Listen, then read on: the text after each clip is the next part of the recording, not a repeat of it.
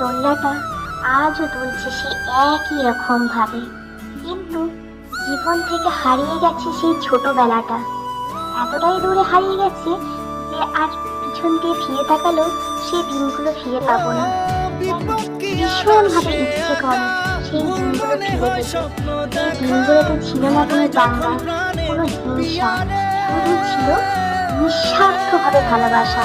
একে অপরের পাশে এসে দাঁড়ানো, একসাথে মারপিট করা, আবার একসাথে কান্না করা, আবার একসাথে হাসা, তারপরে একসাথে পুকুরে স্নান করতে যাওয়া, আম কুড়োতে যাওয়া, আম চুরি করা দুপুর বেলায়, একসাথে ড্রয়িং করা, একসাথে টিউশনিতে যাওয়া।